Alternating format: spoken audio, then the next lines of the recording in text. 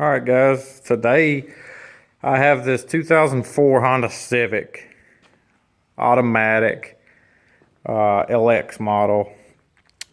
Had a bad blowed up motor in it. The engine right here had threw a rod out the oil pan and ruined it. It has about 360,000 miles on this motor and transmission, so I figured might as well just replace the whole motor and transmission with a low mileage JDM one. I went with a d17a VTEC. Is what they had at the JDM on eBay this time. I didn't go with the D15 on this one, which it's fine. You can put this VTEC motor in this LX car, even if your car didn't have VTEC to begin with. It's fine because you can just leave your VTEC switch unplugged. It's not going to hurt anything. There's no check engine light for the VTEC or nothing like that. It runs perfect. So there's been a couple of forums I've read up about these transmissions on these cars. This one's an slxa automatic transmission, and I think the one I'm taking out's a BMXA. Hell, I can't even read that. There's so much dirt and shit on there. Basically, what people have been questioning about is the fact that you get a check engine light when you put this transmission in. After you drive it on the interstate, after you get up into overdrive or fourth gear, the check engine light will come on after a couple of minutes for a P0 741, I want to say, or P0740 torque converter control solenoid. Which, if you read on all these Honda forums, that's bad news. That's automatic. Most of the time, that means your transmission's bad. It's not the case if you have an slxa transmission in this car. Every one of these is going to throw that code. The only thing I can think of is that this torque converter in this slxa transmission is slightly smaller than the BMXA transmission, and the sensor is actually reading that the torque converter is spinning faster than what the computer is programmed to read for the factory one. Then it's it's throwing a code that the torque converter is not spinning at the right RPM, because I've already swapped out this sensor, your torque converter control solenoid or whatever, and I got online and read there's a lot of four or five forums, about people questioning about this. They're having the same issue, and I've done 2 of these Civics automatics, had the same problem. They threw the same code. You know, you look it up online. It's like, oh, dirty transmission fluid, low transmission fluid, change it. If it still comes back, blah blah. You got a bad transmission, rebuild it, whatever. It's not the case. Don't panic if you put this slxa transmission in your 2001 through 2005 Civic. It's nothing wrong with it. As long as your car shifts fine, as long as it shifts normal, you're fine. I can live with a check engine light on my car. It's not a big deal at all. Now I'm gonna get my I'm not going to read the codes. It's the P0471. Basically, so when you first put this transmission, you don't have to change out all the sensors on this transmission either, like they say, and on the forums or the JDM websites. When you buy this, you do not have to change your sensors. Use slxa sensors, the ones that's on the transmission when you get the engine, or get the engine and transmission. You don't have to swap the stuff out. They're all the same. They're identical. There's nothing different about them. However, I did change out my range sensor because I got on the forums and read that they said to change it out. It's different and all that, but this is the factory BMXA range sensor. This thing is exactly the same as the, no, excuse me, this is the slxa range sensor, the JDM one, which is exactly the same as the BMXA range sensor. I mean, there's nothing different about it. I mean, this right here is the USDM BMXA harness. If you look on your JDM harness on your transmission and get a 10 millimeter here. Where the hell is it at? Where's my 10 at? 10 millimeter. God, always a 10 millimeter. Jesus Christ. Oh, I know where it's at. Anyways, I'll just do this without having to take this off. It's not that hard to explain. Alright, so this is the JDM harness. The JDM transmission harness, range sensor harness. It's exactly the same, color coded. Everything is exactly the same as your USDM one.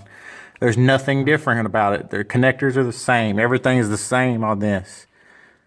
Why swap it out? There's nothing different about it. However, it's out of adjustment for this Civic. For the USDM, it is out of adjustment. So you will have to readjust your range sensor when you put this transmission in this car. To do that, what you're going to do is make sure the car is in neutral. After you put everything ready to go, you're ready to start the car up and everything.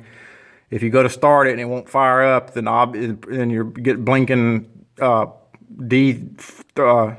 light on the instrument cluster in there. Your range sensor is out of whack, so you got to adjust it. Make sure the car is in neutral. Place it in neutral. And also with this slxa transmission, it's going to be out of adjustment down here. I'll show you.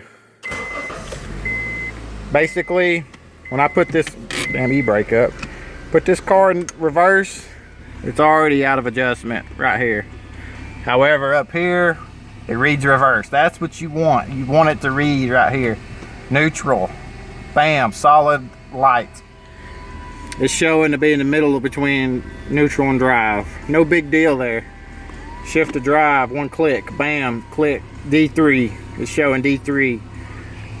I'm showing drive right here. That's all that matters is what's right here. You shift down one more to D2. That's your D3. The slxa transmission does not have a D2 position on it. That is not a big deal at all.